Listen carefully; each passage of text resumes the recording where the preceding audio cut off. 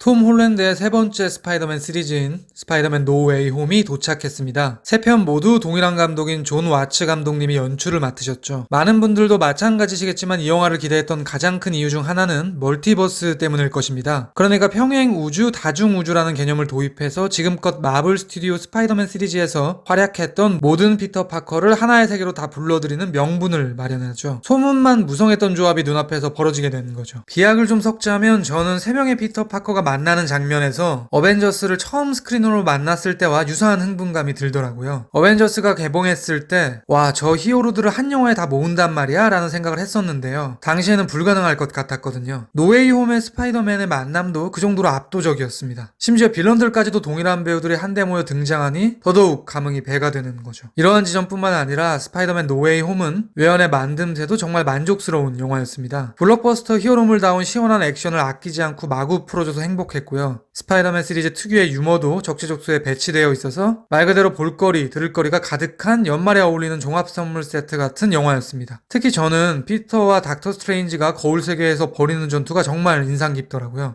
이제 본격적으로 영화 내적인 이야기를 드리겠습니다. 그 전에 먼저 양해의 말씀을 구할 부분이 있는데요. 저는 영화를 정말 사랑하는 리뷰어라 지금껏 나름 많은 영화들을 보긴 했지만 마블을 특히 더 꿰고 있지는 않습니다. 심지어 MCU 영화 모두를 접하지도 못했습니다. 그나마 다행스럽게도 톰 홀랜드의 스파이더맨 3편은 모두 보긴 했죠. 아무튼 그래서 본 영상에서는 마블 시네마틱 유니버스의 세계관에 대한 이야기라든지 총정리 개념의 설명을 드리는 것은 제 유약한 역량상 불가능할 것 같습니다. 다만 저는 영화 속에서 제가 인상 깊게 본 지점들 혹은 현실 세상과의 결부된 부분들에 대해 헐거운 수준의 리뷰를 드릴 수 있을 것 같은데요. 아무리 대중영화고 블록버스터 영화여도 분명 창작자는 자신의 의식을 영화 속에 많든 적든 넣어놨을 것이라는 확신이 있거든요. 결론부터 말씀드리면 저에게 스파이더맨 노 웨이 홈은 두 개의 숫자로 설명이 가능한 영화로 보입니다. 숫자 3 그리고 숫자 1. 특히 3이라는 숫자는 물론 우연이겠지만 이 영화의 외연에서도 특징적으로 나타나는 숫자입니다. 우선 언급드렸듯 톰 홀랜드의 세 번째 스파이더맨 시리즈죠. 조금 다르게 표현하면 세 번째 홈 시리즈라고 말할 수도 있을 겁니다. 1편 스파이더맨 홈커밍, 2편 스파이더맨 파 프롬 홈, 그리고 스파이더맨 노 웨이 홈까지. 물론 이러한 지점들보다 영화에서 숫자 3이 흥미로워 보이는 이유는 따로 있습니다. 그에 대한 이야기를 비롯하여 이 영화가 사실상 닥터 스트레인지와 스파이더맨을 경유한 세대 간의 대결로 보이는 이유, 닥터 스트레인지의 거울 세계가 의미하는 것, 3명의 스파이더맨 출연이 탁월하게 느껴지는 이유, 녹색의 의미, 캡틴 아메리카 방패가 부서지는 이유, 그리고 목의 계승의 성장 영화라는 측면에 대한 이야기까지. 스파이더맨 노 웨이 홈 끝장 리뷰 지금 시작합니다. We tampered with the stability of space-time. The multiverse is a concept about which we know frighteningly little.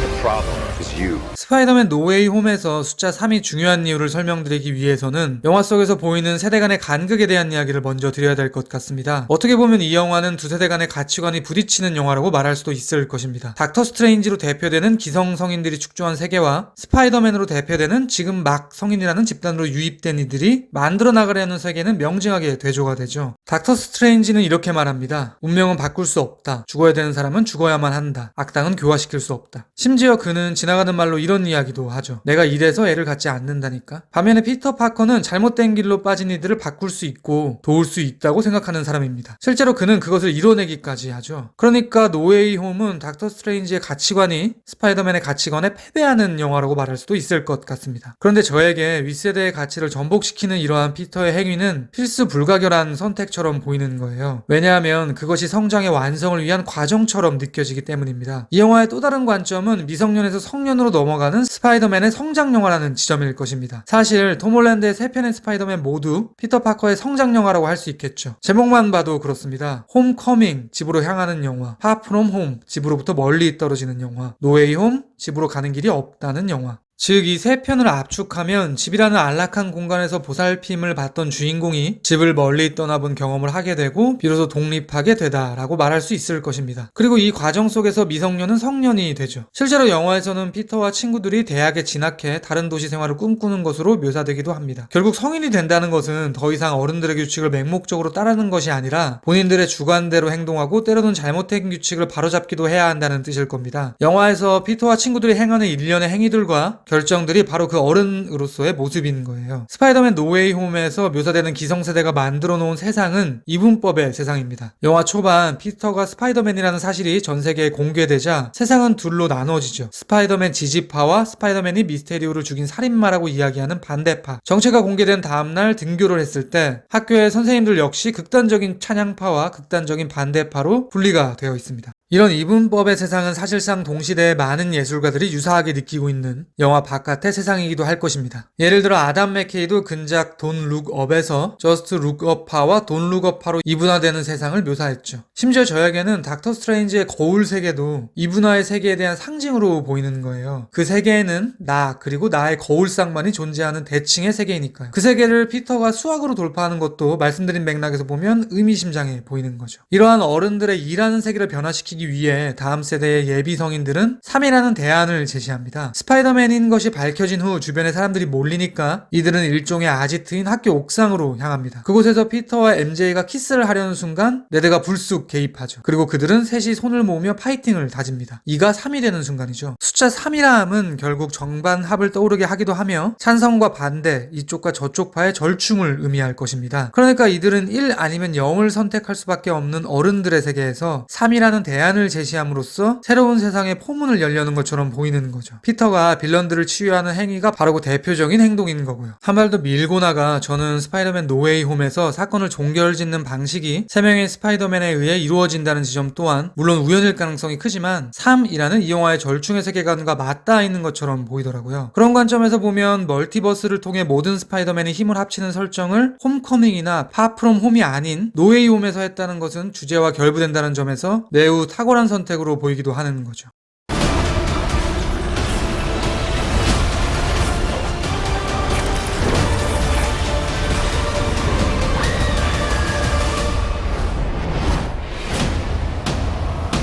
그런데 스파이더맨 노웨이 홈은 3이라는 대안을 제시하지만 그렇게 영화를 종결짓지는 않습니다. 결국 피터 파커는 혼자가 되죠. 제가 보기에 이 영화는 오롯한 한 명이 되는 것이 성인이라는 단계에 안착하는 완성이라고 말하는 것처럼 보이는 거예요. 혼자가 되는 가장 첫 번째 변화는 부모님으로부터의 독립일 것입니다. 그러한 관점에서 본다면 사실상 피터의 부모님이라 할 수 있는 메이 숙모가 유명을 달리하는 것도 꽤나 의미심장해 보이죠. 제가 챕터 1에서 세대 간의 간극의 측면에 대해 말씀드렸는데요. 오해하시면 안 되는 게 스파이더맨 노웨이 홈이 무조건적으로 기성세대와 척을 지는 영화라는 뜻은 아닙니다. 그렇게 되면 또다시 이분법이 반복되는 것이겠죠. 미성년과 성년 사이에 걸쳐있는 피터를 성년 쪽으로 견인해줄 어른은 분명히 필요할 것입니다. 영화에서는 그러한 가능성이 보이는 2명의 어른이 등장합니다. 노먼 오스본과 메이 숙모. 그러니까 피터에게는 향할 수 있는 2개의 길이 있는 거죠. 전자는 분노가 엔진으로 작용하는 세계이자 내가 가진 강력한 힘으로 세상의 왕이 되라 라고 말하는 극단과 폭력의 세계일 것입니다. 반대로 후자는 단 한 사람을 돕는 것이 모든 사람을 돕는 것이다 라고 말하는 선한 영향력의 세계겠죠. 노먼으로 대표되는 세계는 녹색으로 표현되기도 합니다. 붉은 계열이 상징인 스파이더맨과는 다소 대조적인 색인데요. 우선 고블린이라는 캐릭터 자체가 녹색이죠. 그리고 스파이더맨의 정체를 밝히고 그를 악당으로 만들려는 앵커 제이 조너 제임슨 역시 녹색 배경 앞에 앉아 뉴스를 진행합니다. 스파이더맨의 정체에 천착하는 그의 행동을 비유적으로 표현한다면 젊은 세대가 크지 못하게 지려밟는 나쁜 기성세대의 모습이라고 말할 수도 있을 겁니다. 심지어 미스테리오에게도 녹색은 꽤나 상징적인 색이었죠. 그러니까 녹색 어른들의 행위를 정리해보면 자신의 이분법의 세계를 계승하려 하거나 나쁜 이미지를 씌워서 내가 틀렸다고 반복하거나 혹은 순수한 아랫세대 인물을 속이고 이용하는 것인 겁니다. 이와 반대되는 세계가 바로 숙모의 세계죠. 착하고 따뜻한 포용의 세계. 결국 피터는 숙모의 말을 따릅니다. 노먼에게 복수를 가하지 않고 그를 교화시키죠. 2개의 세계 중 피터가 영향을 받는 것이 모계를 경유한다는 측면에서도 상당히 인상 깊더라고요. 피터 파커가 성인이 된다는 것은 결국 미성년의 세계와의 이별일 것입니다. 미성년의 세계에서 자신과 연루된 모든 이들이 그를 잇는다는 측면에서 스파이더맨 노웨이 홈은 개인의 성장 영화이기도 하지만 또 어떻게 보면 페이지 4의 MCU가 페이지 3와 작별 인사를 하는 것처럼 보이기도 하더라고요. 왜냐하면 영화에서는 결국 자유의 여신상에 달려있던 캡틴 아메리카 방패가 부서지니까요. 옛 영광과는 안녕을 구한다는 뜻으로 보이는 거죠. 저에게 스파이더맨 노웨이 홈은 극장에서 볼 수 있었다는 사실이 정말 행복한 영화였습니다. 무리한 추론이지만 이제 홈이라는 단어가 들어간 제목은 다음 편부터는 안 나오지 않을까라는 생각이 들기도 합니다. 피터 파커의 성장은 이렇게 완성되었으니까요. 지금까지 스파이더맨 노웨이 홈에 대한 헐거운 리뷰였습니다. 들어주셔서 감사합니다.